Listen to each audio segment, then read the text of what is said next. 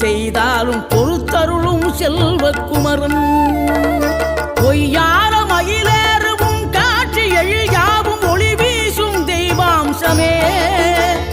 பொய்யான என் வாழ்க்கை புவி மீது நிலையாக அருள் செய்ய வர வேணுமே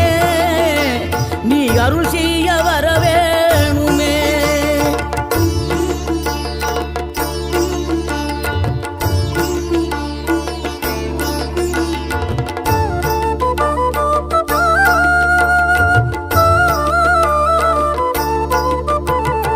இகழ்தலையும் புகழ்தலையும் ஒரு முகமாய் கருதும்படி செவி உரைத்த முத்து குமரன்